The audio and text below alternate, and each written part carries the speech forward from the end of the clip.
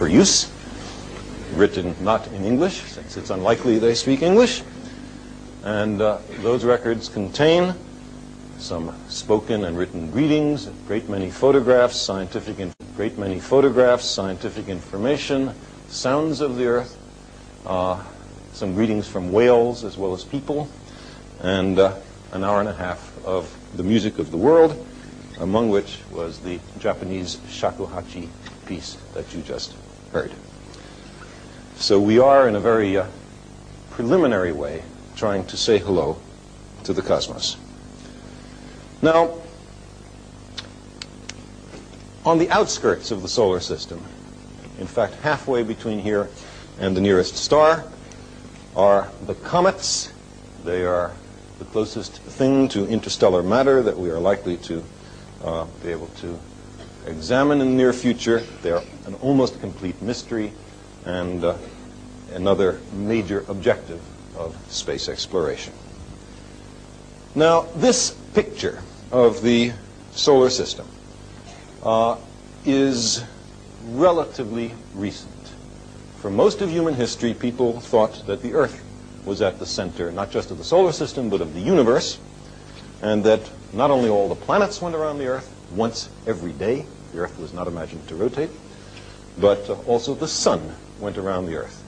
And that was a kind of astronomical egotism in which we thought we were splendid and all the other objects in the universe somehow secondary to the Earth and its inhabitants. Well, what we have found is just the opposite, that we are a very humdrum and ordinary locale in the universe. And one way in which this was found was to consider the question of the phases of the planets. Now, we know that the moon goes through phases. We see full moon, half moon, quarter moon, crescent moon, new moon. But what about the planets? Now, in the old Earth-centered view, thank you, the planets, in this case Venus, were imagined. There's a lovely old book which has moving parts, unlike books today, which only accidentally have moving parts. This one is moving on purpose. Venus was imagined to go around the Earth, but also to have a little internal motion of its own. And that view, with the sun out beyond Venus, made a certain prediction about the phases of Venus. You would sometimes see partly illuminated Venus, sometimes see a full illuminated Venus, but no one had a telescope to see whether Venus went through phases, and if so, what kind.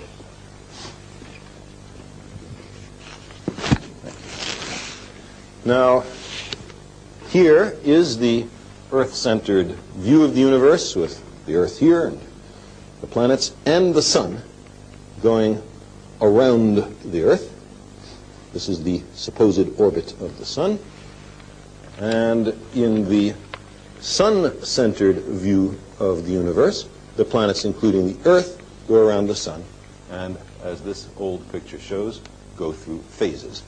Well, in the sun-centered view, or hypothesis, let's try and see what the phases ought to be like. What I'm going to do is to have someone be Earth and someone be Venus, and I will try to be the sun, and just because somebody big has to operate the light. And let's see what the phases of Venus would be like. So could we have an Earth person? Thank you. This is an excellent Earth person. And could you please stand by, let's say, a few steps up, by that camera, and we will be eventually viewing things on the television screen from the point of view of that camera and that Earth person. And now could we have a Venus person? Venus is a planet completely covered with clouds, although it's a very nasty place on its surface. And so we have this completely clean sphere representing Venus. And could you just stay there for just one moment? And what I'm going to do is point this light representing the sun at Venus. Now, if this were a real sun, it would be shining in all directions, of course, but then everybody in the audience would be blinded by the light from this, and you couldn't see what was happening here. So I'm going to simply follow the motion of Venus around the sun as seen from the Earth. Now, the Earth really ought to be moving around the sun also, but that would be a little awkward, and the Earth would have to step over people's knees and so on. So we're having the Earth stationary, but the point will still be made. So now, Venus, could you please slowly circle the sun? You can do it a little faster than that, actually. It takes Venus 225 days to go around, but we will do it somewhat faster than that.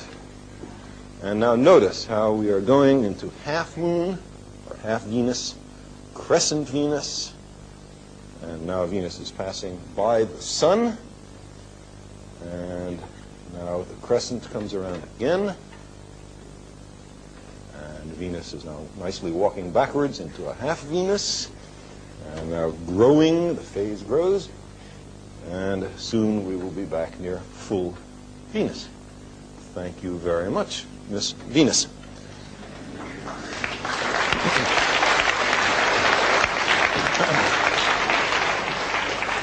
Thank you very much, Miss Earth.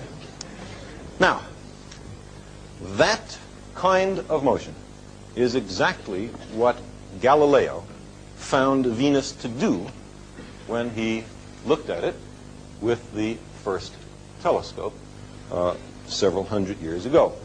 And Galileo found that the waxing and waning, the changing from crescent to full, back to crescent, of Venus did exactly what the sun-centered hypothesis predicted, and not at all what the Earth-centered hypothesis predicted. That's one of the lines of evidence that the Earth is not the center. Now, if we actually look at a picture of Venus, we see that it does go through phases. This is a telescopic view of Venus, and I just show you this so you will believe me if I say Venus goes through phases. Actually, the Earth also goes through phases, and in this picture, there's a lovely picture of the Earth as seen from the moon. The moon is in the foreground, and the crescent above the moon is the Earth as seen from the moon, and it goes through phases, if you figure it out, for just the same reason that Venus or the moon does as seen from the Earth. Now, this is the geometry of the solar system, but we haven't said anything about scale. How big is it, the solar system? There are lots of ways of finding out, the simplest of which is by radar. You send a radar pulse to a planet, it hits the planet, comes back, you measure how long it took, you know how fast radio or light travels. It travels at the speed of light. And, right, that was easy. 186,000 miles a second, 300,000 kilometers a second. And so half of the transit time gives you the distance. And in this way, we can determine, for example, that the Earth is about 150 million kilometers, 93 million miles from the sun. I hear an echo, which we're not supposed to hear quite yet.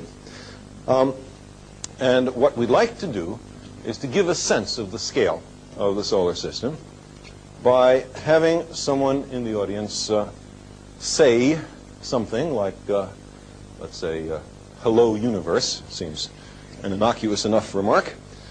And let us see how long it takes for that remark to get to various places, starting with the moon. Who would like to say hello to the universe? That's good. Lots of people would like to say hello to the universe. So would we. That's why we sent the Voyager record. Could you please say hello, universe? Hello, universe. Hello, universe. Aha. Now, that was a 1 1/4 second time delay, which is, by accident, just how long it takes for light or radio to travel from